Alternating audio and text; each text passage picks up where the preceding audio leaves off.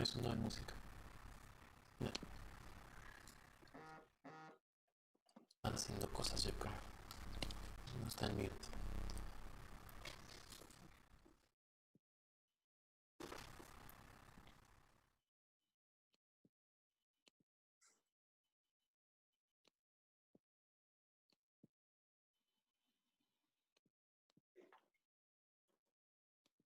Hello. Hello.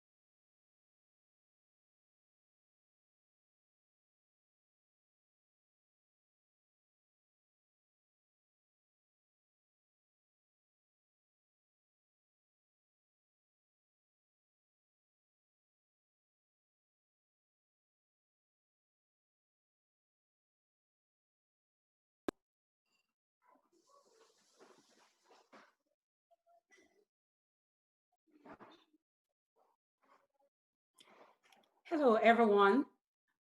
Welcome and thank you for tuning in to our second town hall event. We have an amazing lineup for you today. On behalf of the Board of Directors of Spelling Bee of Canada, we would like to extend our appreciation and excitement at the incredible tenacity, talent, and effort that went into the production of our first ever online talent show. Challenging times give birth to innovation. The goal of the show was to recognize the diverse ability and aptitudes of Canadian children. In light of the postponed Spelling Bee competition, we were pleased to offer this opportunity for the 2019-2020 registered competitors to showcase their determination, hard work, and perseverance in the following talent categories: poetry, singing, music, magic, taekwondo, comedy, dancing, and drumming.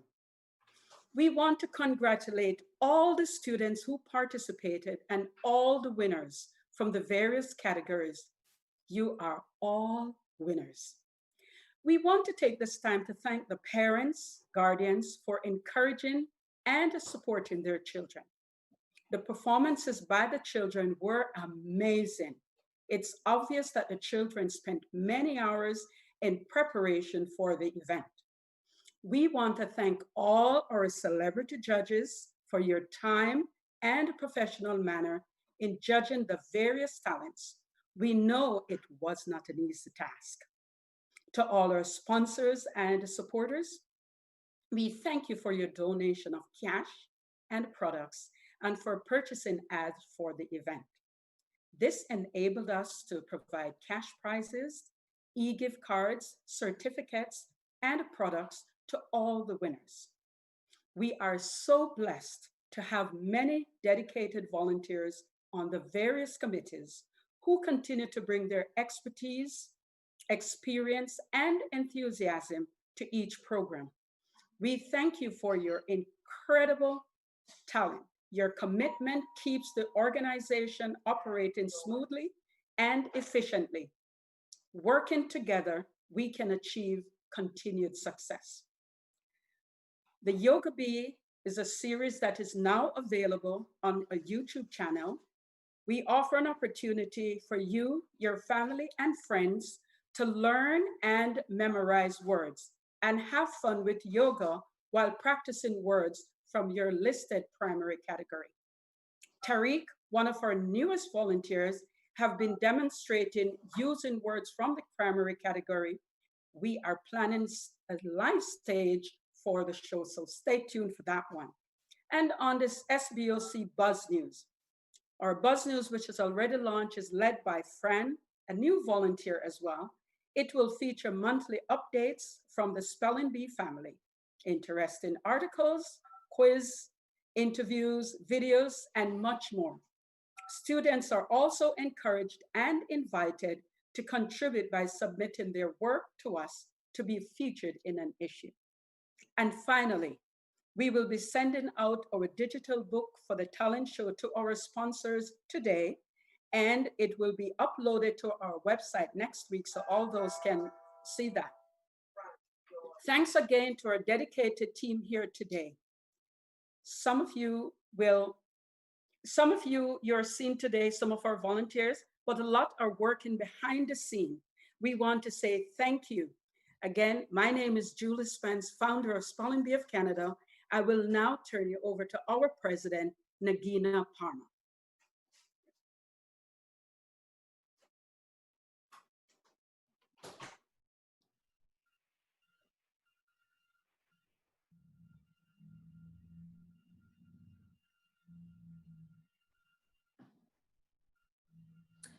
Thank you, Julie, for a very interesting introduction, and lots of initiatives been coming up and is happening. So I'm really excited.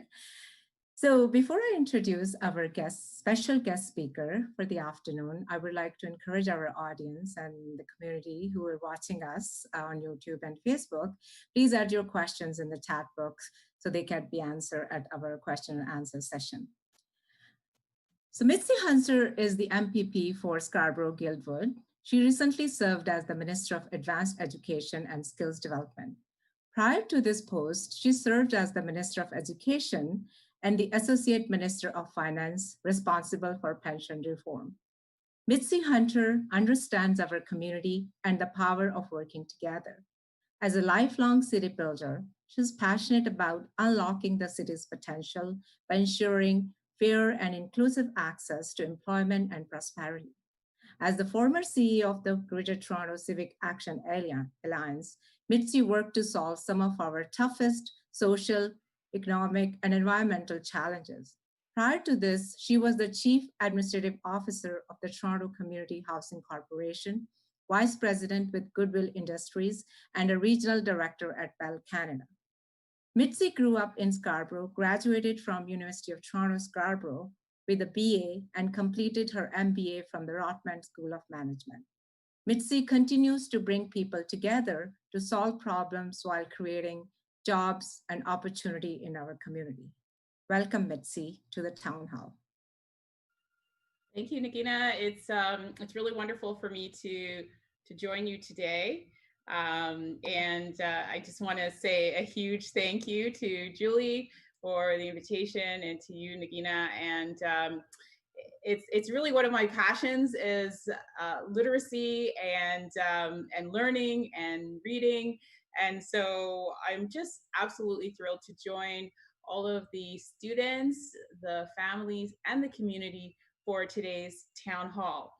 And I also really am very excited about the topic of diversity that you've asked me to address today, because I believe that this is a really important moment for us to think about diversity, to think about how each and every one of us can contribute to our community. And in my experience with Spelling Bee of Canada, the students and the families that participate they represent that vibrant tapestry of individuals that contribute greatly to our schools and to our communities. And all the young people who come from different faiths, different ethnicities and backgrounds, they share a passion for learning and a desire and a very healthy competitive spirit. I believe that is important to build resiliency, and what you learn in this program will serve you for a lifetime ahead. So I just want to say I'm excited about the talent show, actually, because each and every young person has unique talents and skills. And I actually believe that you're ready to change the world. I wish I could see all of you so that I could see your nodding heads, because I know you're ready to change the world. You know, I want to take you way back in terms of how I grew up. And in Nagina, when you introduced you know, my bio, it kind of reminded me of all the things that I've done in my life. But, you know, my family and I, we immigrated to Canada from Jamaica when I was a little girl. And growing up, you know, I used to imagine who I wanted to be and what I wanted to be when I grew up. And I always felt that I could do and be anything. And I think it's important that when young people participate in programs like Spelling Bee of Canada, that it really fosters that sense of, I can do anything.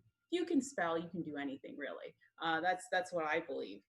And I'm going to share with you, you know, what I did. You know, when I was graduating high school and going to university, I was living in Scarborough, and I was about to attend the University of Toronto Scarborough campus. And I remember one day I took out a sheet of paper and I wrote down at the top of the page, Mitzi's life's goals. And I just set out to write all the things that I wanted to do and be and see and accomplish for my life. And, you know, one of the things that I wrote down, and I was still a teenager, was to run for public office. And, you know, it was just a few words on a page. But eventually, you know, as life unfolded, I was asked to run for public office. And what did you think I said? Of course, I said yes. And I said yes because I knew that it was part of my purpose. It was part of my passion. And so I really encourage all of the students that are watching today and family members to encourage young people to set big, bold, audacious goals for yourself. And, you know, when I speak to students in the classroom, I often tell them that on that sheet of paper that I wrote down as I was on my way to university, within a decade, I had achieved 90% of the things on that list. So what did I have to do? And all the students would say, you have to write new goals. And that's exactly what I did. So I just want to share that with you because it's something that each and every one of you can do. And there's no limits on what you put on that page. It is only up to your imagination and the creative ideas that you have inside of you. So today I want to talk to you a little bit about what diversity means for our communities. Now, I'm the representative, the member of provincial parliament for Scarborough-Guildwood. And Scarborough is a very diverse and wonderful place to grow up and to be a part of. And it really reflects the huge diversity that we have in our communities. So diversity is the range of human differences that shape our identity. And, oftentimes when we think about diversity, we think about perhaps what we see, but it also includes the way that we think. And it's important that when we're part of groups and part of teams, that we recognize that each person brings a range of talent, a range of skills, experiences, and backgrounds. And each and every person has that opportunity to contribute and to make a difference. And really, as part of a team, you're better than any one individual. There's an African proverb that says, if you want to go fast, you go alone. But if you want to go far, you go together. So there's something about us all working together that I think is truly, truly, truly important. And so, when I mentioned to you that I went to the University of Toronto, Scarborough, and one of the things that when I was in university, my fellow students and I, we noticed that although there was a broad range of diversity, that we weren't all necessarily talking to each other or working together. And so we came up with a program at that time called Mosaic. And simply, Mosaic was a cultural dialogue and exchange that was led by the student union. And it was so successful that the university asked us to run the program for a second year. And then we decided as a student union to make it a part of what the university would offer each and every year. So even though that program was in place for many, many years, when I go on the university's campus today, students are still running the program and they're still participating in it. So I want you to know that what you do and the contributions that you make can make a real difference to your community and to people who live there. And those skills are skills that you can bring along with you. So to all of the bright young minds that are joining us today for this town hall, I want you to know that you are change makers. You are the change makers for the next generation. You are courageous because it takes real courage to pursue a challenge like Spelling Bee of Canada and to step onto a stage and to present yourself. You are hardworking because it takes dedication. It takes preparation. I'm sure that you're very disciplined in your preparation to learn and to memorize new words. And it's probably something that you do every day. It is something that you're always thinking about. You're curious. You want to learn new things every day.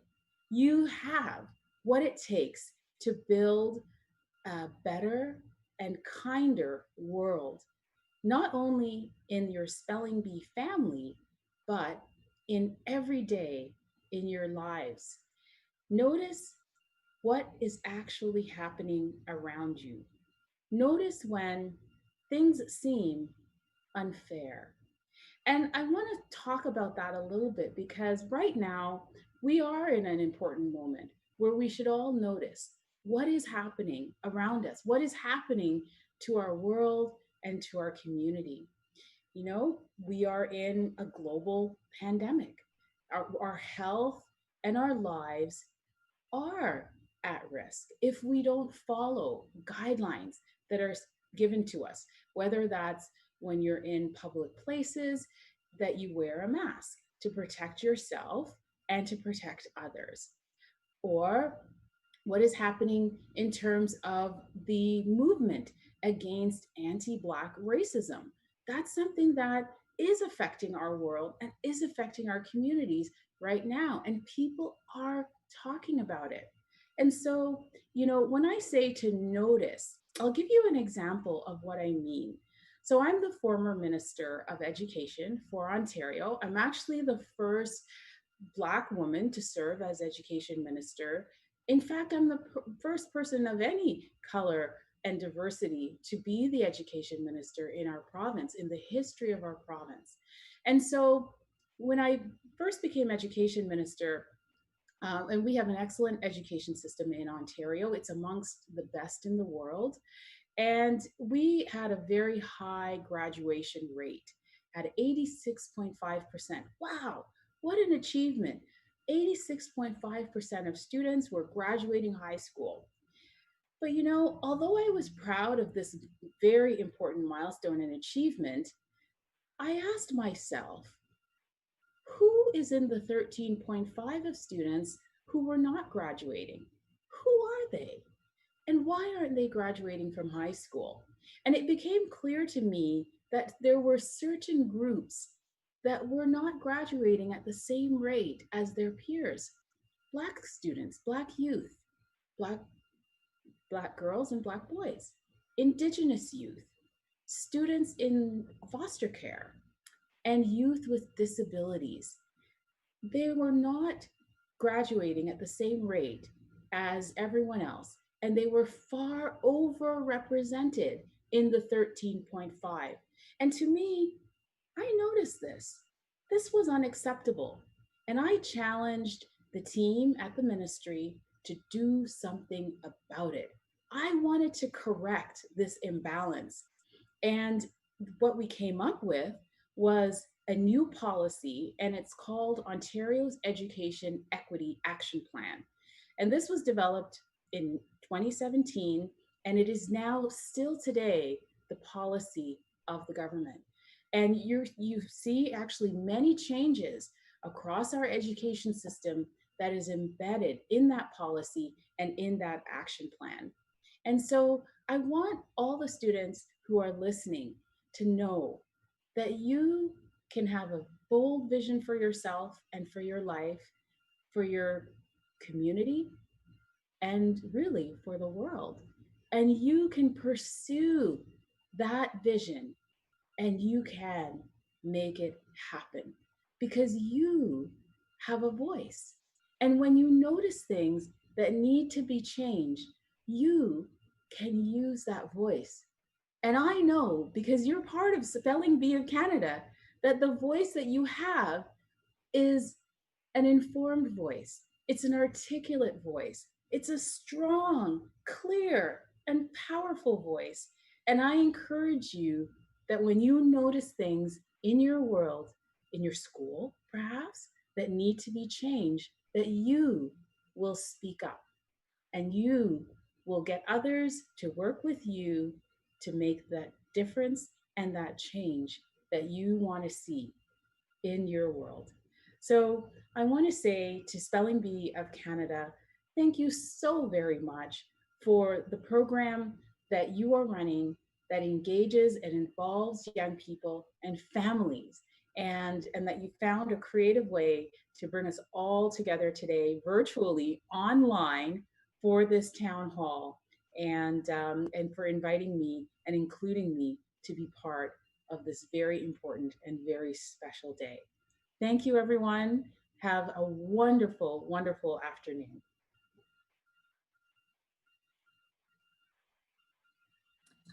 Thank you, Mitzi. That was such a motivating and wonderful speech, I should say.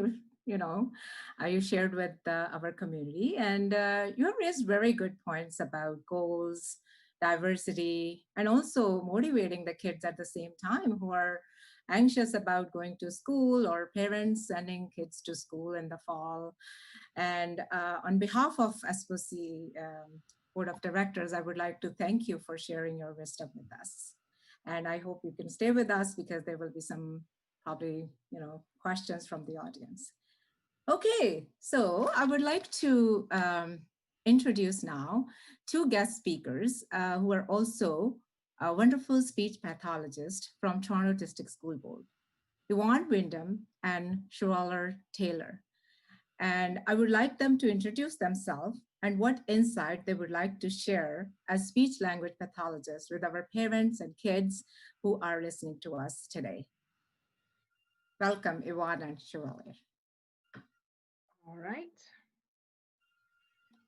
Hi, my name's Yvonne Wyndham, and you'll be able to, you can see my colleague now, but you'll be able to actually hear from her in one moment because we're going to do our presentation, and within our presentation, we'll be able to introduce ourselves. And so I'm Yvonne Wyndham. I've been a speech language pathologist at Toronto District School Board for nearly 19 years. And I will be talking to you today with my colleague, Shirley Taylor, who's just finished her second year with the school board. So she's right at the other end.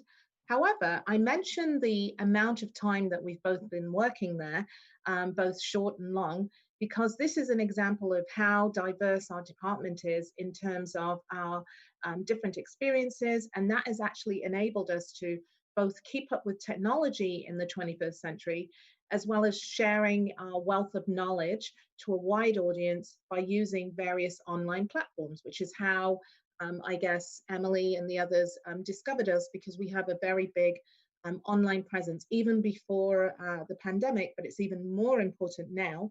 As speech language pathologists in the school board, Chevalier is going to get into it a little more.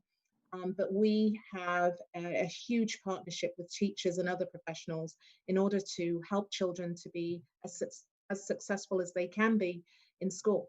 So today, we're actually just going to give you a very brief taste, a little taste of some of the digital resources that we often share with parents to support the development of oral and social communication, as well as literacy skills. So all of those skills obviously feed into being a good speller. And so we're both going to show you how we sort of link to that. And these educational and community resources are found on our ever expanding social media platforms. And we also have a Google website, which I was happy that Emily or whoever discovered it, because I was one of the creators of that, just to sort of help our teachers and parents link into us in 24/7, just because it's online. And you're also going to be provided with access to a digital handout that has links to everything we'll be discussing in our presentation today. So without much further ado, I'm going to hand it over to Chevalier, and I will speak to you again in just a few minutes. Thank you, Yvonne. So good afternoon, everyone. My name is Chevalier Taylor, and I'm a speech path at the TDSB. So I want to start off by simply giving everyone a quick overview of the role of a speech language pathologist. So SLPs provide assessment and intervention in the areas of communication and swallowing disorders. Within the TDSB, we often provide assessment, consultation, and programming suggestions to parents and teaching staff. We work with a variety of student needs, such as students on the autism spectrum who may be having trouble with social communication, students who are having trouble learning to read and write, and students who are having trouble with or who are having speech and language difficulties. So you may also be wondering what, if any, the difference is between speech and language. So to keep things simple, we can think of speech as the how when we produce messages. Essentially, it's the mechanical production of our message. And language, on the other hand, is the content of our message. So this can include the understanding of the message that's coming in, our receptive language, as well as the content of the message that we put out, which is our expressive language. So social communication and pragmatics, as well as literacy, also fall under the language category. So we'll now go into a very quick showcase of some of our platforms. If there's anything you'd like to see in more detail, feel free to ask during the question and answer period. So we'll start off with phonological awareness.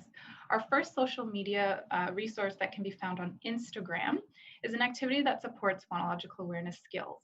Now, what are phonological awareness skills? Essentially, it's a listening skill that supports early literacy development. So for example, when learning to spell, being able to segment the sounds you hear in the word is an essential skill. Phonological awareness is an area that we focus on quite often with a lot of our students. As knowledge that the spoken language can be broken down into smaller parts such as words, syllables, and sounds or phonemes is one of the core skills that is required to support reading, writing, and of course, spelling. So I'll now quickly share a quick example activity that I mentioned we post on Instagram. And this shows how to, it's a quick activity for segmenting words into their individual sounds, and then as well as linking that to print. It'll just take 1 second to load. Okay, everyone can see this, correct? Yes. We'll pretend they're nodding, Chevalier. It's fine. You can see it, Yvonne? Okay, perfect. I can, yes. I'll be the audience person. Great. So for this activity, it's how we can segment 3 sound words into their individual sounds. So each of these images here, you can either use images or you can use the actual objects, can be segmented into their individual sounds. So we'll start with the example of hat.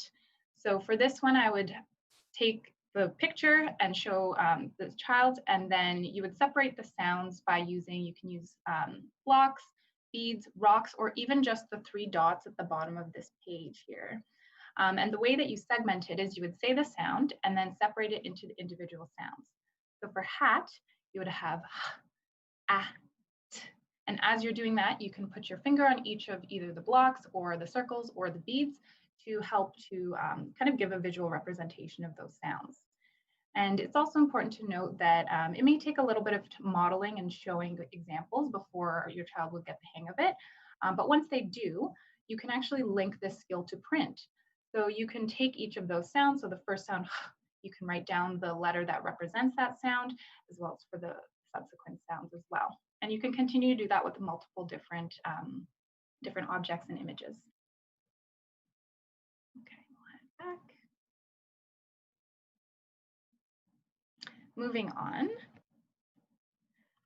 we'll go into bilingualism. So many of our students have a home language other than English. And while many families may place high priority on their children learning English rather than the home language, research actually suggests there are many benefits to bilingualism. So to give you another taste of what we have available on our online platforms, we have a nice multi-page infographic post on Instagram that clarifies some of the misconceptions about bilingualism and highlights some of the benefits. So I'll show you that very quickly now. There are a few pages on it, but I'll just show you one. So as you can see, there are a couple different info points here, but I'd like to focus on the fact that students spend the majority of their day at school. And so at school, that's essentially a English-rich language environment. And so most students will naturally pick up on English quite quickly. And so in order to maintain the home language or to learn that home language and be truly bilingual, it's also important that we have a high quality and high quantity of exposure to each language. So at home, it's really important that we use our home language and that we are creating that language-rich environment for our students.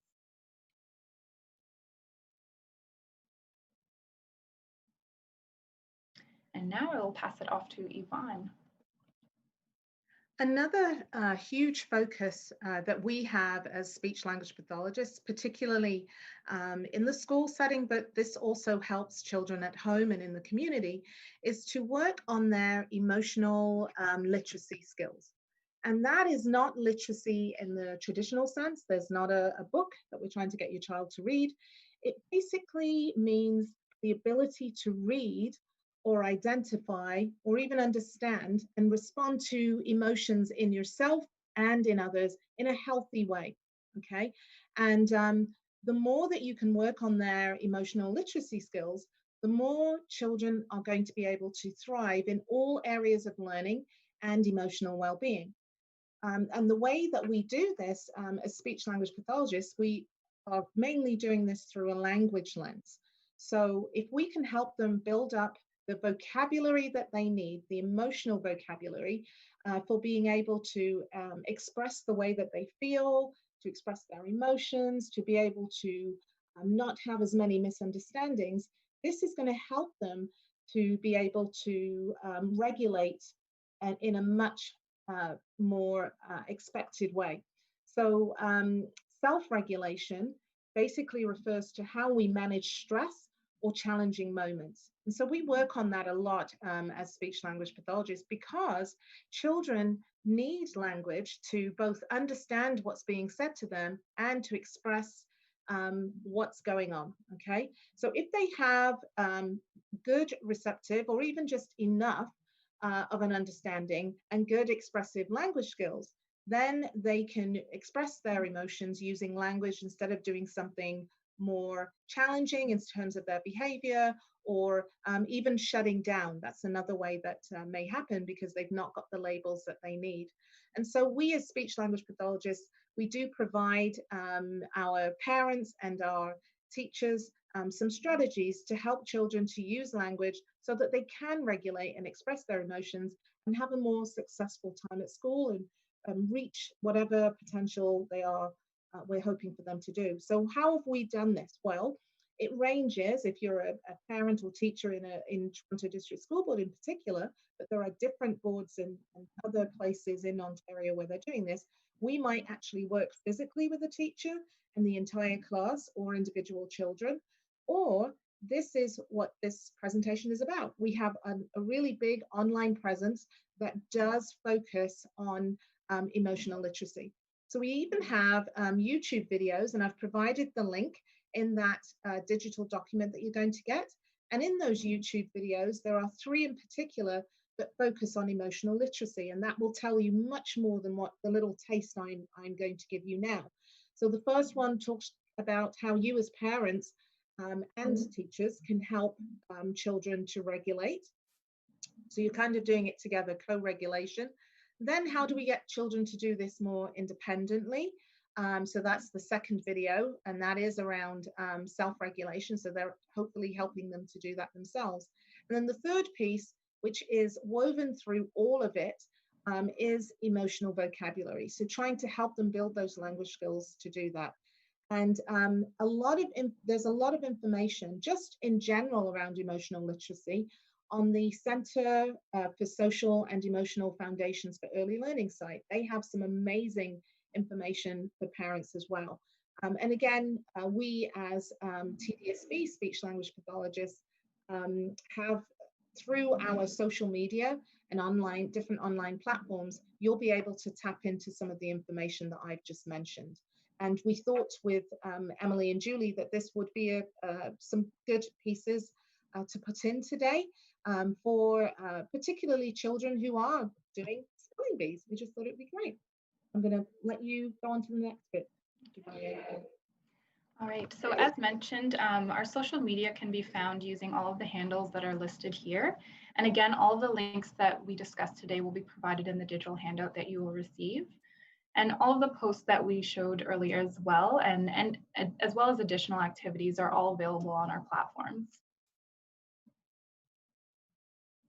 So I thought a few years ago, as a speech language pathologist, we're very fortunate with our department. We have great support from our managers because I think it's like almost 10 years, maybe 9 or 10 years, we've had a committee of speech language pathologists that's only devoted to technology. That could be through communication devices and supporting our colleagues, but it was also a lot around our online presence.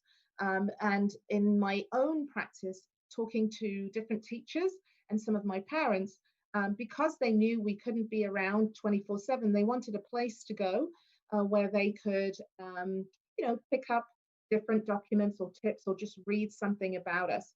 And we created, I brought this back to the committee, and we created a Google site, which I hear has been found by you. We did one for parents, and then one for teachers, and then one for parents. And I know that through tracking that we have been able to actually, Chevalier, could you come back out of that and come back in again? Because I republished and you probably had this. I noticed it looks a little different. Sorry, that's technology for you. So to refresh it. But yes, I did speak to some of my parents and my teachers And they really felt that they wanted something like this so they could just come and look at it. And through tracking, there are people as far away as Spain that have been looking at this information. So that's great. That's the whole point of our online piece. Great. So on this website, we have just some tabs at the top that talk about who we are. So it gives more details. For instance, Chevalier mentioned at the beginning some of the things that we do. There's a lot more information on there. We have community resources. So if you're a parent and maybe whatever you're looking for is not within the school board itself, or there's a link between us and another agency that has speech therapy, then we have the information there. We also have straight away on the front page, on the home page, I've sort of arranged it so there's the most popular bits. So our wonderful infographic from the wonderful Chevalier, and then the tip sheet. So we have a tip sheets piece that gives you information about speech, so that how piece, but also the content piece, so the language piece. And we have them in different ways. We have them as a whole infographic, or you can just download a PDF copy, and it's on all areas, and we're constantly rebuilding. In fact, this summer, or just at the end of the summer, because technically we're off, we will be, rehauling the whole thing.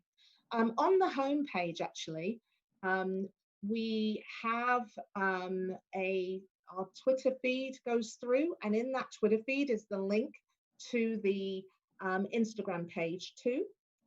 And also, so right there, so we have it, and it just constantly updates. And we, as I said, have the Instagram piece. We may put the Instagram in at some point. We also have a bilingualism piece. So a page for parents whose language at home may be not English. And in that, we have PDF documents, and we also have videos, which actually just support everything that Chevalier was saying before. So it's how to sort of talk to your child in your home language in a way that would support them for their learning in English at school. So these sorts of links will be in the digital document. And I should mention, as speech language pathologists, we're not there to help a child because they have another language. We usually are helping the child if they are having difficulties understanding and expressing themselves in their first language. So if a parent feels, yeah, there's some issues going on with the content, they're not really understanding, or they're not really expressing themselves well, or speech, they could have a lisp in any language, or a stutter or anything else, we're there more for that. If it's strictly just they have another language and they're just taking their time, some children are a little quieter or quicker than others when it comes to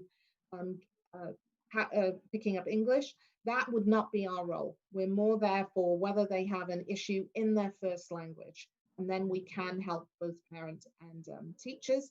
But as I said, because we are a relatively small department, this helps to keep things going until a child may or may not need our assistance, or the teacher or the parent. Good.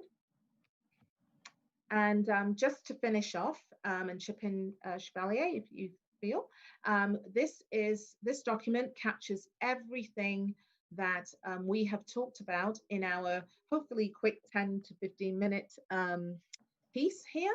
But we are very honored to have been invited today, myself, Yvonne Wyndham, and Chevalier Taylor. So it does show all of our social media sites. So we even have a Facebook page, which we didn't mention, but that is a fairly newer one to us, but it's really great, especially if you're a parent of a child who has special needs. Then the Facebook page is great for that, as well as our Twitter, Instagram, the YouTube presence. Basically 24/7, we're hopefully able to connect with you in some way. All right, thank you everyone. And if there are any additional questions, feel free to ask during the question and answer period. Thank you. Oh, great. Thank you, Ioana and Chevalier, about telling us about the role of speech language pathologist and how speech and language are different and how we can use social media to get more of literacy. And I think I was just amazed to see all those resources and links you shared with our parents, and especially about how emotional literacy can be connected and you can apply to all areas of learning, and from there vocabulary can be built. It was such an amazing presentation, and I'm sure it would be very helpful for the parents and kids, and of course we'll be sharing those resources. So on behalf of Spelling Bee of Canada, I would like to thank you both for sharing your expertise as speech language pathologist. I hope you're going to stay with us and probably will be having some questions from the audience. Thank you. So our next speaker is from Spelling Bee of Canada. His name is Adam Sheriff. He's been involved with the Spelling Bee of Canada for over 10 years. And when an opportunity arose to work with Spelling Bee of Canada in the construction of Spelling Bee practice software, he's involved then. So since its debut in 2009, Adam has continued to work closely with the founder and board officials on executive and operational tasks for numerous SBC programs, in addition to the provision of IT services. So just want to tell everyone that Adam is part of the board of directors on Spelling Bee of Canada. He's a firm believer in literacy and education and continues to focus on providing education-based technology solutions. So I'm really looking forward to his presentation, especially about the online practice app. Adam, welcome to the town hall. Thank you for the introduction, Nagina. All right, I think it's going to be tough to follow up from those past speakers. Thank you, Mitzi, for that wonderful speech. Your insight and experience was enlightening, to say the least. Yvonne and Chevalier, thank you for the presentation on speech pathology. I hope to increase my capacity for speech and have fun intoxicating others with my verbosity in the English language. So thank you both. Thank you, everyone. All right. Hello. Welcome to this segment of the presentation. I will be speaking about the role of technology at Spelling Bee of Canada and providing a walkthrough of the online practice app. Now, I'm going to go over an overview of the presentation. It's going to be a very short presentation. I know you've been here for quite a while, so I'll try to keep my presentation as concise as possible. Essentially, we have 2 minutes for an introduction. I have something I'd like to say in terms of the use of technology at SBOC. Secondly, I'll be going over a walkthrough of the online practice app so that individuals who are viewing this presentation are cognizant of how beneficial that the online practice app will be for their use. And finally, I'm going to have a very quick question and answer session before the final Q&A at the end of this whole segment, as I will be leaving the presentation sooner than later. All right, so let's get started with the introduction. Next slide, please. Perfect. All right, firstly, I want to thank everyone for attending the SBOC Town Hall today. I want to begin by introducing myself and then providing a message to you. Hi, my name is Adam. I am Spelling Bee of Canada's IT director. Now, I've been volunteering and working with Spelling Bee of Canada in various capacities for over 10 years. Now, I have a message that I'd like to provide so that you can comprehend my understanding of technology and what its role is. I believe one of the fundamental principles of life is the acquisition of knowledge. This acquisition is facilitated by the ability to read, write, and think. Therefore, I am a strong believer in literacy and the efforts of Spelling Bee of Canada to operate in the domain that it operates to provide services at this fundamental level. Now, the reason I share this is to depict my personal fondness for words and literacy. It is with this belief that I have been volunteering and working with Spelling Bee of Canada for over 10 years, for over a decade, And it is because of this belief that I do the work I do in the capacity that I can, which is technology. Perfect. So now I'm going to discuss some of the technology services that SBOC offers in the next slide. Now, to me, the role of technology in education is to provide a supplemental medium for facilitating a learning outcome to the effect that it is more efficient and effective. And what that means is if there is a traditional way of apprehending educational services, technology should be able to provide a resource, whether it's mechanical, software-based, hardware-based, so that it can facilitate that learning outcome that is much more efficacious than it would have been without the technology. Therefore, my goal as the SBOC IT director is to create education-based technology solutions that is preeminently exceptional for the services that SBOC provides. Now, I will name some of these services, and then in the next slide, we'll go over a walkthrough of the online practice app. But while we're on the slide, some of the things that we've incorporated into Spelling Bee. We'll start off with the SBOC study guide. So traditionally, we used to learn through paper-based formats.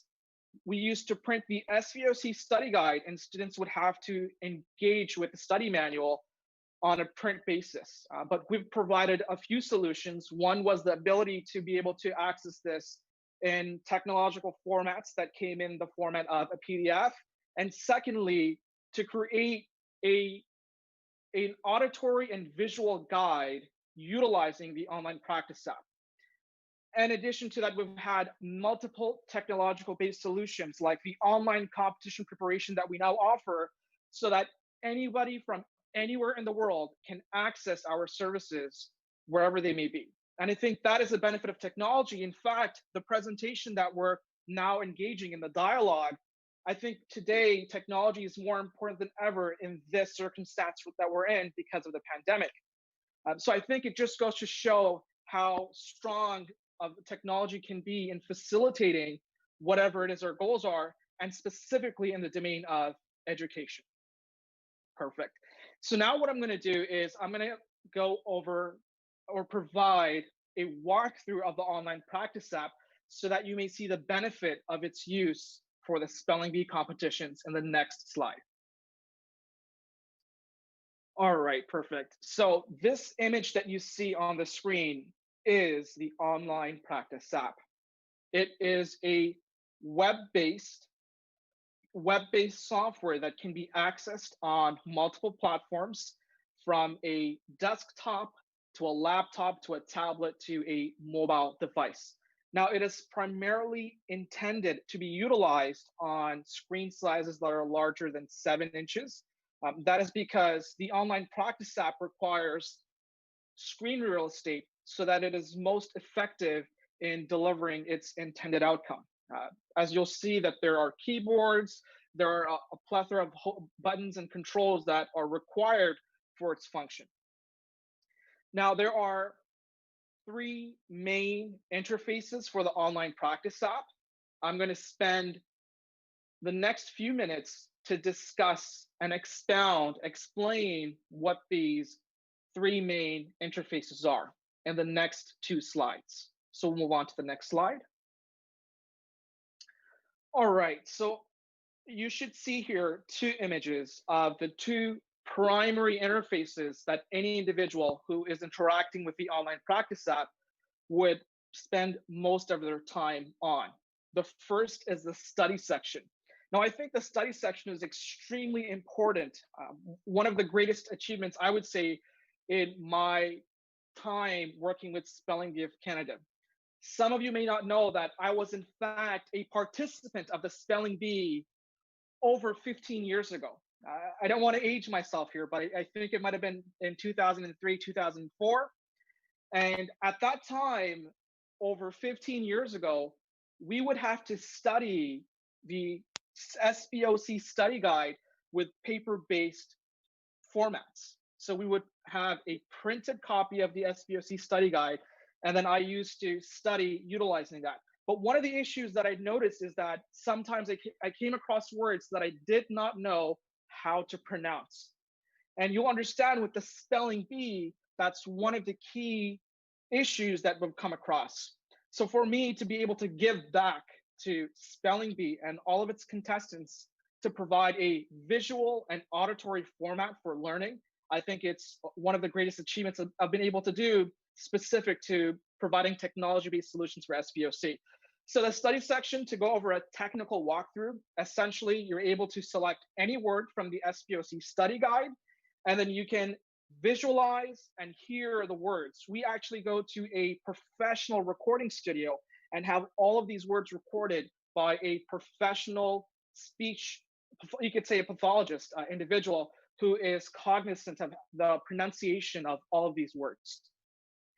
So that essentially is a study section. It allows you to study the words in the way that we intend for the words to be studied, providing both a visual and auditory interactive platform.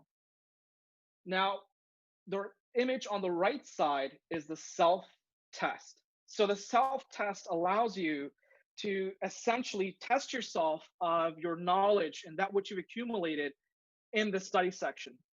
Essentially, you can look at the self-test as a mini spelling bee that helps you understand, comprehend how much of your spelling ability you've been able to acquiesce throughout your study period.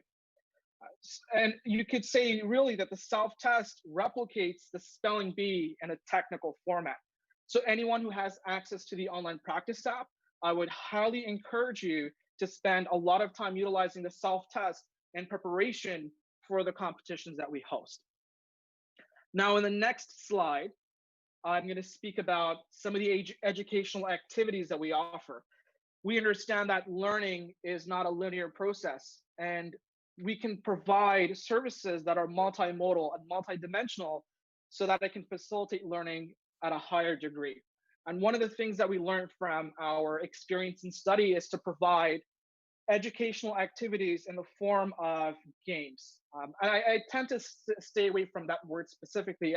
I like to say educational activities because that's what they are. And I'll give two examples of those activities that we offer. The first one is a word scramble. So you can see here in this specific interface, the word oath was provided in a scrambled manner. If you'd gone over the study section of the self-test to improve your vocabulary of the SBOC study guide, then you should have the intellect to be able to decipher the correct method for spelling the word. And I think the word scramble greatly helps facilitate that. And finally, we have Save the Bumblebee, which is, you could say, nearly analogous to the Hangman game if you've ever played. Essentially, the Save the Bumblebee interface, this educational activity, is there to increase your vocabulary by a mode of providing the definition and then for you to then define what that word would be. So I think everything that the online practice offers, what we've been able to create are great resources and great tools for providing a platform for facilitating the learning process that we intend. And I hope that all of you will have a wonderful time utilizing the online practice app. Finally, I'm going to take two quick questions before I head out of the meeting, which is on the next slide. If anyone has any questions, feel free to please present.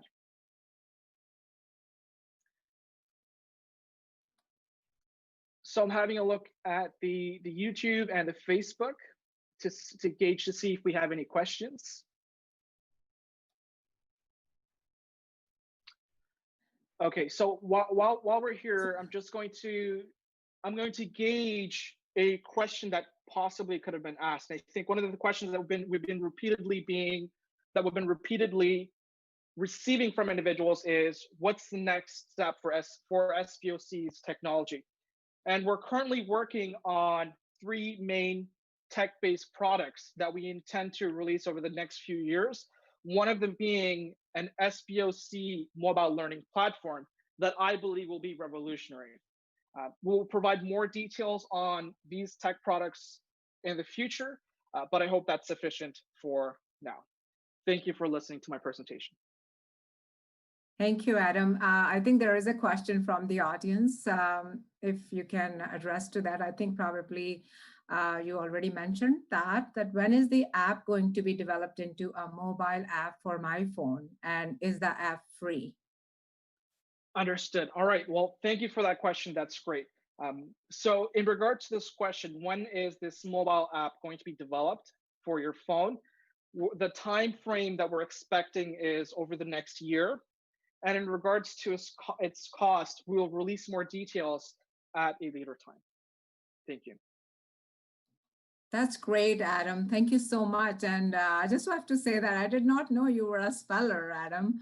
That's great that you shared with us. And of course, we will not do the math. And also for the wonderful presentation, especially talking about technology-based solution in education.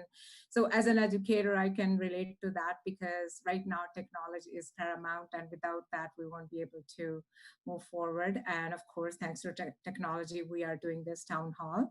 And of course, I just want to mention here that I just want to address this, that how SPOC has evolved from paper-based study guide to having this visual guides and technology format study guides. So again, thank you for sharing your expertise on online practice app, and we would like to see it evolving more. And you have a wonderful day, Adam. Thank you so much for attending our town hall. And thank you to all the guest speakers for wonderful presentations. So now I would like to open up the floor for question and answer. And if you have not done so yet, please add your questions in the chat box, whatever media you're using for watching our town hall, whether it's YouTube or Facebook, and also specify who this question is for. So I can see that we have a lot of questions coming up. So I'm going to start with some of the questions we have from online forum. So first question is for Julie. Can you clarify for the parents, what are the plans for the spelling bee competition in the upcoming weeks? And when are you expecting that this might happen? Nagina, yes, thank you for the question. Currently, we're having meetings to determine what our options are during this COVID season. We're actually, with the meetings that we're doing currently, is determining if it should be online or a social distancing spelling bee. So we're hoping to have that information right after our meeting to get back to the parents. Thank you. Great. I think that's very great information. And as I would like to mention here that we are involved and we are going forward with that. And coming weeks, we'll be sending out some details. So second question is from Vivek Singla. How to prepare for spelling bee during the time of COVID-19? Julie? What I would recommend, and similarly to what Adam was just presenting, is the software that they have, continue to study the words, continue to observe every word you come across, read a lot, because that's basically what the challenges has been, is that we recognize that children see words, but they're not really paying attention to the words. And we're hoping that during this COVID period, that they're reading more, observing words more, because those are the words that might just show up in your tiebreaker list. And those are some of the things that I do. Just read material. And if you come across a word that is new or unusual, take some time to study that word, understand that word, because, you know, in the tiebreaker round, usually that's where the challenges lies, is that they're getting these unusual words because we did not give them to study. So pay attention to words.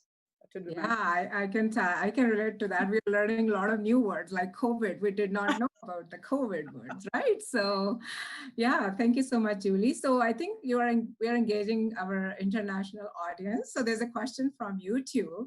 How about starting Indian chapter of Spelling Bee of Canada?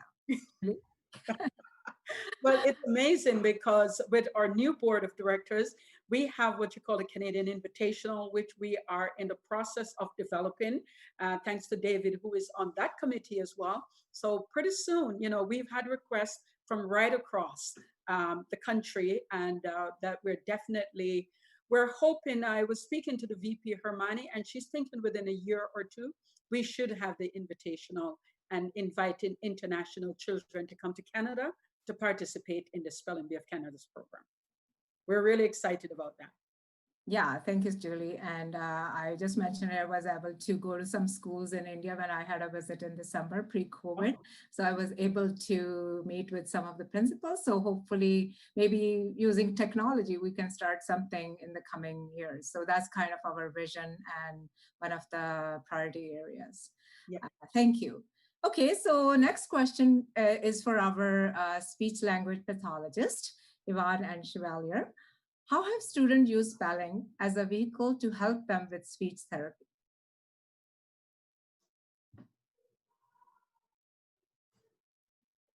Chevalier.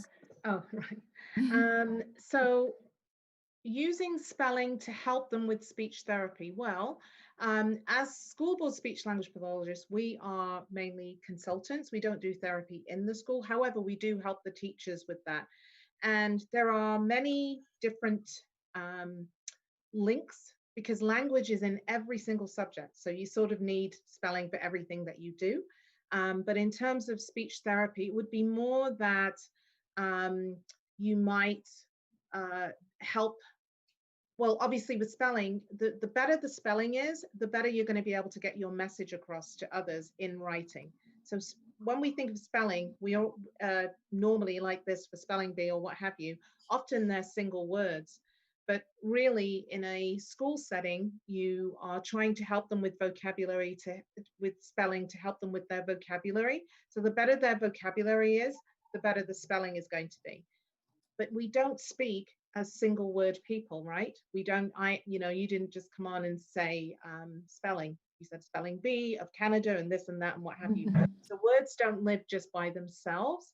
So sometimes the spelling piece of it is to help them get the message across clearly to others. So when we are analyzing and trying to help a teacher with a child, we don't just look at, we don't just say, oh, can you show me their writing? I just want to see what the spelling mistakes are.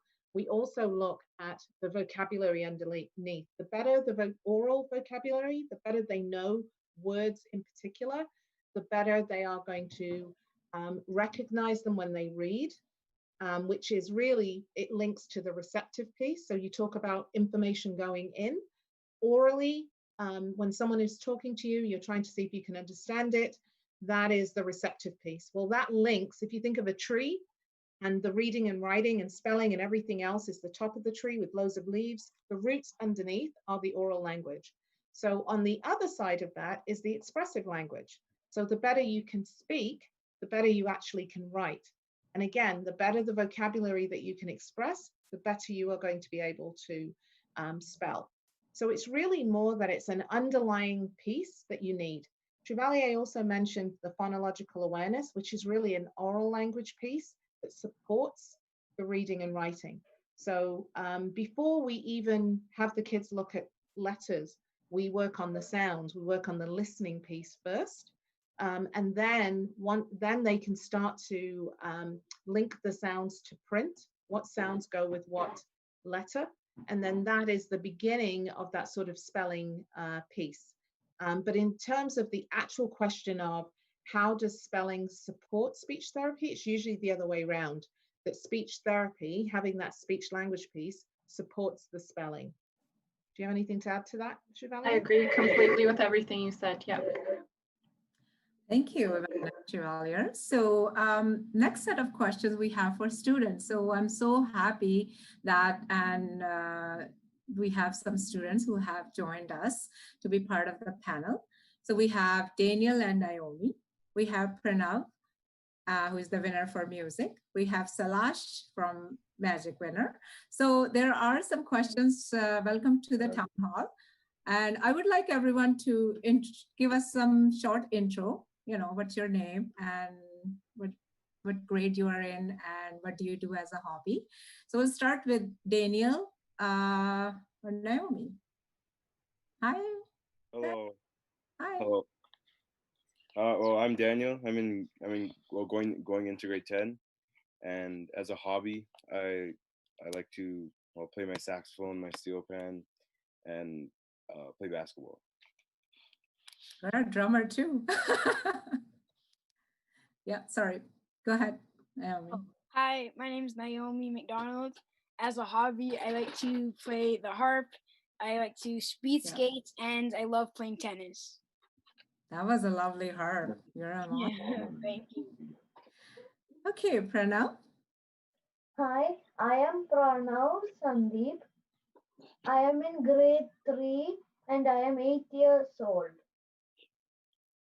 Welcome.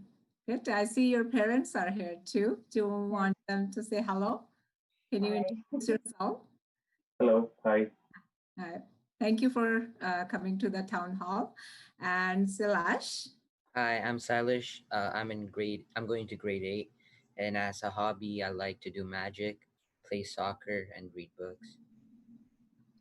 Okay, and I have another student. Do you want to introduce yourself? Hi, my name is Nishka Rai, and I'm going into grade 8 in September. And my favorite hobbies is dancing, singing, and playing badminton. Yeah, I can tell. Okay, thank you so much, all of you, for joining us today. So there are some questions, and I'm going to read the question, and then you all can help us answering these questions. So these questions are from all the kids who are watching this show, and they know that you're going to be on the town hall. So the first question is, what did you enjoy the most about preparing for the first SBOC annual talent show? Maybe we can start with Pranav, our youngest one. Okay. So I like to play the piano and compose little melodies, which I like to do while playing. And for this piece that I made on my own for the talent show, I made 2 small melodies to make a big song. Very nice. Oh my God. Thank you. Daniel and Naomi? So what do I enjoy most about preparing for the spelling bee? Preparing, yeah. Yeah. Spelling Bee of Canada talent show. Oh, for the talent show. Well, for me, I played the steel drum. So I never played that song before, Symphony No. 5. So I just enjoyed learning a new song. It was also classical, which I haven't done many classical pieces before either. So I just enjoyed learning a new song in a new genre.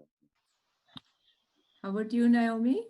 So I played the harp, and I enjoyed because I played that song already before, but I like, thanks to the Spelling Bee talent show, I got the chance to like perfect it and like work really hard on that song and just keep on practicing and playing it over and over again just to get it like almost memorized.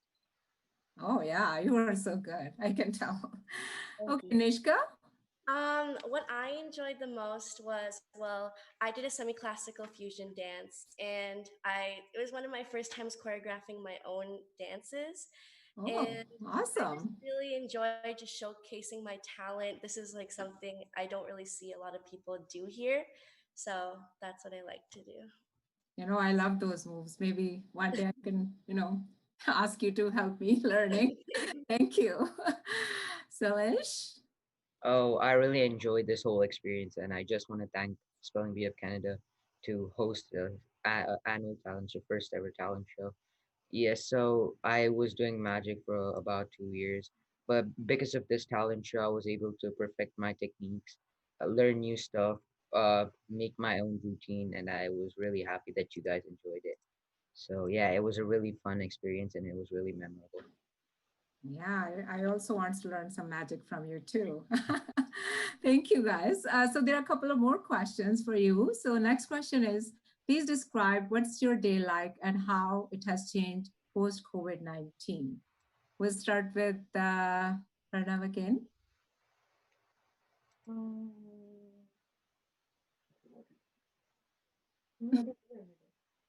So I like to draw and play the piano every day. And I also have piano classes because I have a piano sir. But now, because of the COVID-19, we did most of the time on the piano with my piano teacher online. And for a few days ago, I have gone there to also get used to that piano because that is a grand piano and this is just a keyboard. Yeah. Oh my God. So now you have more time to prepare for your piano and practice it, right? So Yes. you're going to get good at it. So that's great. Thank you for sharing your, insight into it. Maybe other kids will do that too. You're welcome. Okay, thank you. Daniel and Naomi? Yeah, well, during quarantine, we're all home, so it gives us a lot of family time. We get playing board games and just doing spending time with each other. And secondly, the a difference was studying because school was online. So now that school is done, studying so similar. We get this, but we're not out as much, so we get more time to focus on like doing work and practicing our music and stuff like that. Absolutely. And I think time is the essence here, and you have more time, you can practice and, when more talent shows. Naomi? Um, so now, because of COVID and now there's no school, I get to really work on my French, and I have I have 3 siblings who could help me with my French, and I could practice speaking it to them. And because the school I was in before that wasn't French immersion, so I didn't have a chance to speak a lot of French. But now I could speak more French, and I also could practice my instruments more. And yeah, and I also could play the steel pan. Because of school. It was harder to get to play the harp and the steel pan, but now I have time to play both of them because I also play both instruments because I play the steel pan as well. Lovely. You can practice tune your skills more now, right? Okay, thank you. Nishka? During like this time, again, I get to practice more with dancing and singing and everything else I do. Also, again, schooling was really different for the last like few months. Now everything was virtually, so it was a little bit harder. But I also think another thing that changed was my like meeting with friends and stuff. So it's like you have to FaceTime or do something else. You can't really meet them. So I think that's how my days changed. Yeah, I think with technology, like Yeah. talking to you, so you can talk to them as well. But that's good. Thank you for sharing. Salesh? Yeah, so the main difference was the online schooling, which was really new to us right now, and we have to get used to it because that's going to be most of our schooling.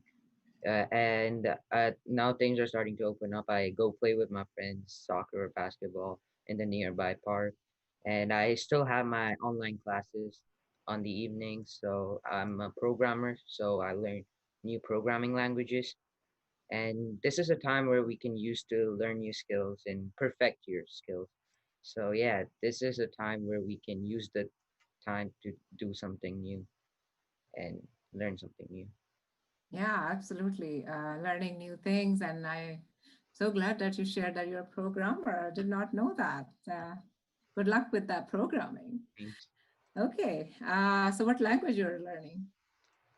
There are multiple. Right now I'm learning Python, game designing. So. Okay, thank you, everyone. We have one more question for you before we get to the parents. So the last question for you is that during COVID-19, how have you kept yourself motivated to study and learn to spell? We'll start with Pranav again. So, what keeps me motivated is now there are some tennis courts open, so every evening I go with my dad to play tennis and it keeps me active and motivated. Oh, that's great. And I also love to read these books a lot. So while I read, I'm able to find new words and form new sentences, and if I don't know their meanings, I can ask my parents. Yeah, reading always helps. You get to, learn a lot of new words, and that will be helpful in the upcoming competition, Pranav. Good luck with that. Thank you. Daniel and Naomi, what's your motivation? Could you repeat the question? Oh, the question is, how would you keep yourself motivated while during COVID-19 to learn and spell or study, whatever? Especially your parents don't want you to do, talent the music all the time, right? Yeah. Well, I know that the reward of winning the spelling bee is I want to win this. I would want to win the spelling bee, and I know that you have to practice in order to win. So regardless of whether it's COVID-19 or not, you have to. I know that I need to practice in order to win. And so I enjoy learning new words, and my siblings are learning with my siblings. So I think that's just a great reward on its own.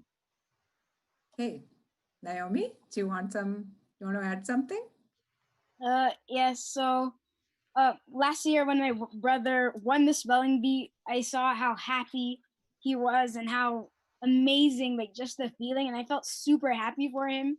And I know I want to like really work hard and practice, because if I want to win and feel the same glory, I know I have to really practice, work hard, and like just keep studying over and over again. Yeah, I think I can see you winning already. That's awesome. Thanks a lot, Naomi, and good luck. Nishka? What keeps me motivated to spell and learn is, well, I think because now I have my parents at home, because both of my parents work at an oil sands company. So even though I do get to see them in the evening and stuff, but now I get to see them like for the whole day. So I like to kind of challenge with my parents, and like when we're learning the spelling bee words, we like to all do them just so we all get the learning experience. Yeah, I think your parents are learning more than you, I guess. Let's talk to them after. Suresh? Yeah, so this is a time where we have more time than ever, so we have to be productive, use it properly. So yeah, we have to put in the work to win the spelling bee. So I borrow ebooks from the Toronto Public Library, and look at the word list of the spelling bee every day to keep me to memorize the words and know the new words. And also for studying, I this is a time we can get ahead of the grade level and learn new concepts in the subject you like. And yeah, so this is a time where we can be productive and do learn new words and learn new stuff. Yeah, I think this is the best time to actually get ahead. Thank you, Salesh, and thank you everyone for sharing your thoughts, and good luck with spelling and good luck with your studying, especially in the upcoming school in the fall. Thank you. Okay, so now we have one question for all the parents who are joining in. How did you help your child prepare for the talent show? Did you use the same techniques that you would normally use to prepare them for the spelling bee competition? So we'll start with Pranav parent, like we were doing before.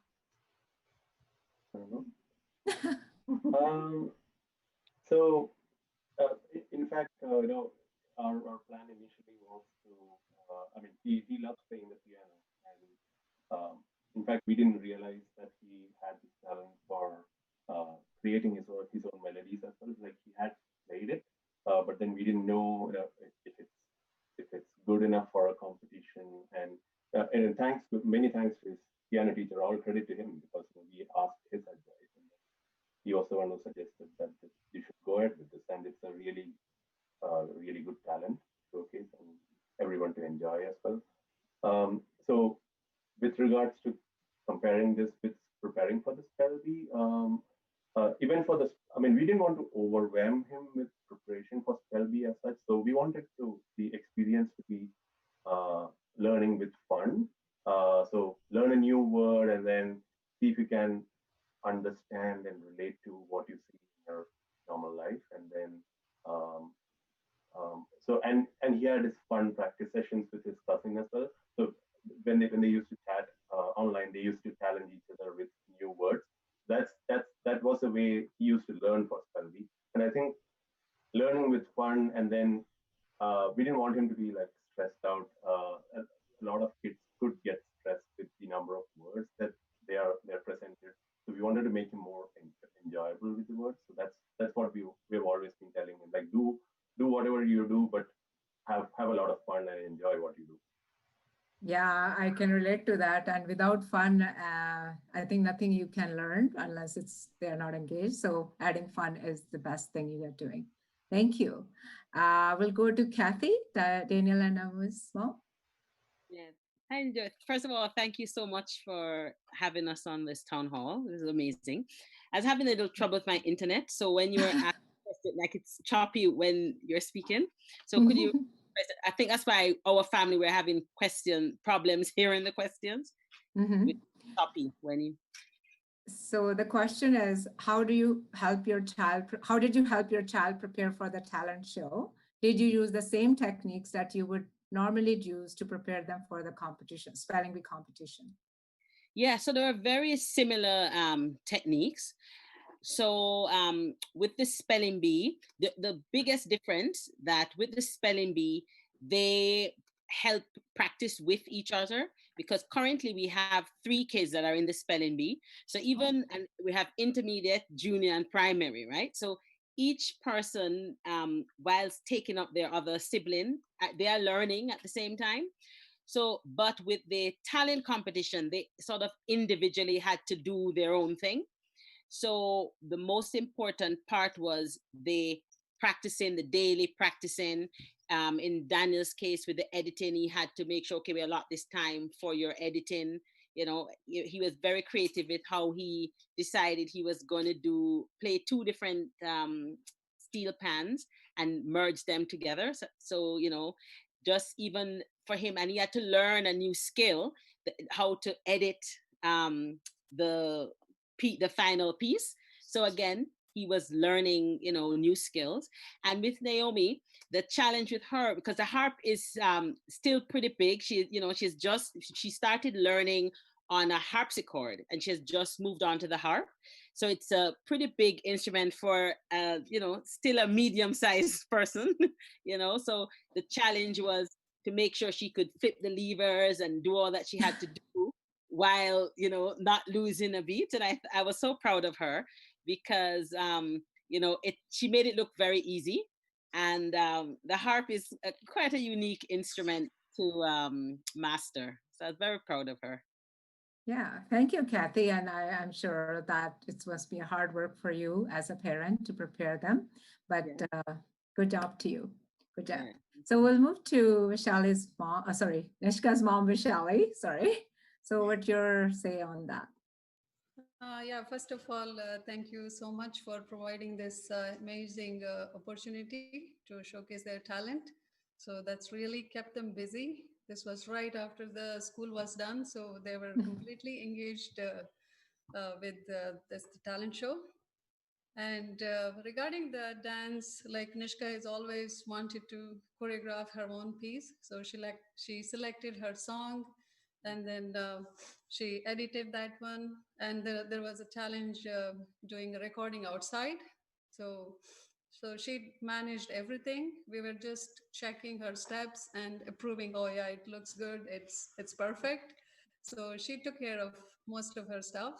And same thing with spelling bee, like she does her learning, and I make sure she's using it in her essays while she's writing. She understood, and those words are used. So it's kind of same way, the similar way. So yeah, thank you. Yeah, thank you, Vishali, and I can relate to that. And I'm sure you probably helped her with the costume, and her dress was amazing. Oh, yeah.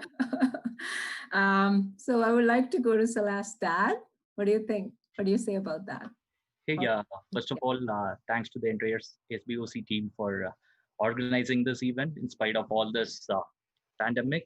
So first of all, I think I need to congratulate all the participants, right? Because when we saw the lot of videos, honestly, we were just thinking it would have been extremely tough for all the judges to even judge as to what criteria they would have been using it.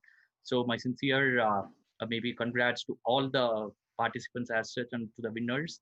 But yeah, for the Sailesh case, to be very honest, we immigrated to Canada 2 years back. We are relatively new to this place. But at the same time, he was using all this, he was engaged in all these things even before maybe not the age of 6 or 7 years. So we know that he has this skill, but only thing is he was using it like maybe he was just engaging with all our relatives over there. Maybe he just used to do some WhatsApp video calls and just show them that these are the techniques which he uses. But yeah, he always had that inherent skill of magic and other stuff, so which helped him honestly. And the credit as such, I think I am just like a facilitator here, because the entire credit should go to either SBOC or the all my relatives, or even to say my wife has taken the leave of absence for, let's say, 3 to 4 months, and no, she had been engaging with him for quite some time. And even his grandparents who are back home, so they were more inquisitive than him to understand what exactly he was trying to do in the magic shows and other stuff. So I think this was more of a collaborative effort from everyone. And thanks once again to the SBOC team for giving the opportunity like this. And we look forward for many more events to come in the future. Thank you. Thank you so much. And again, sharing your views about, and of course, I think it's always team effort when your kids are doing something. So everyone has to add, their expertise on what their kids are going to do.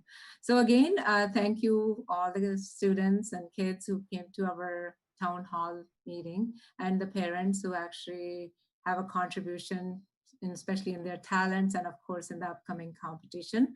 And we wish you good luck, and have a wonderful Sunday afternoon. Thank you so much. Thank you. Okay. Thank you. Thank you. Yep. So we have a question for few more questions we are going to entertain. For our MPP Mitzi Hunter, we have a question. What's your message to children and parents for preparing to go to school in the fall?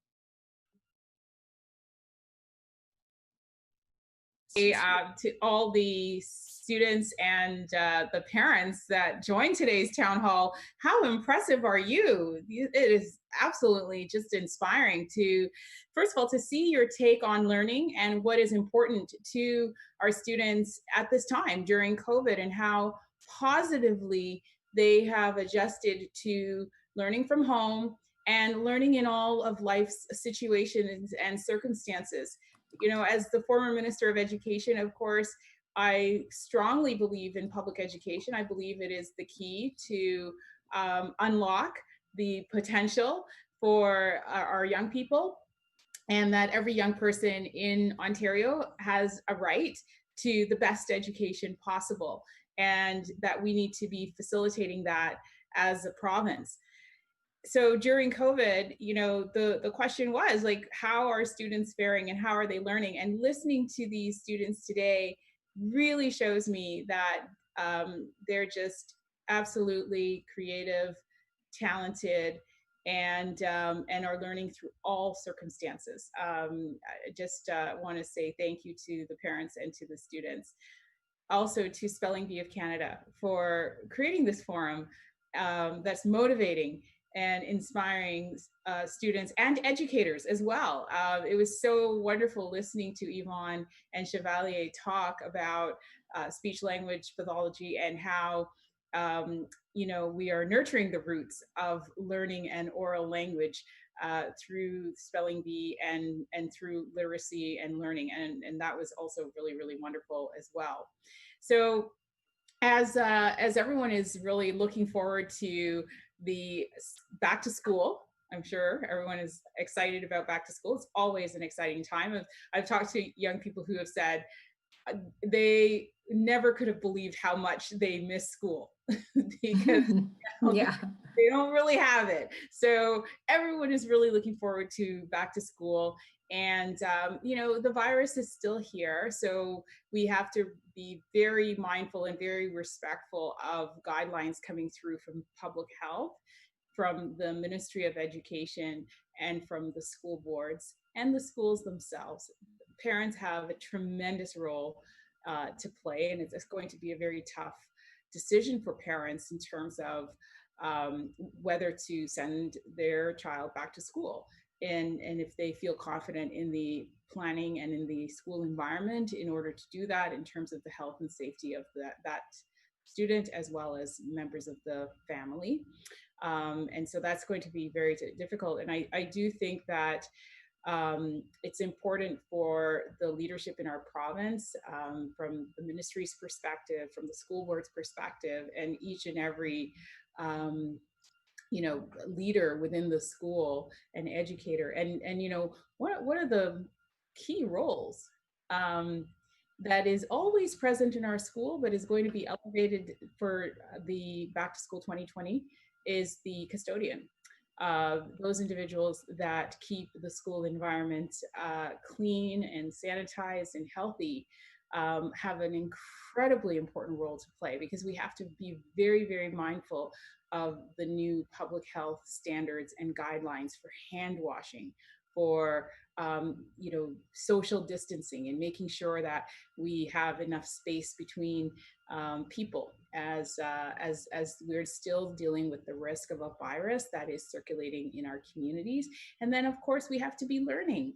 And so making sure that everyone has the supports needed, all of our students have the supports needed to learn, making sure that all of our education workers and our teachers have what they need to be safe, and then to make sure that they can also teach. And this is a Spelling Bee Canada, so pedagogy, how we learn and how we teach, is really important as well. And we now strongly see and value the role of the teacher and learning as well, and how critical that is in our society. So Back to School 2020 is still in the works in terms of planning.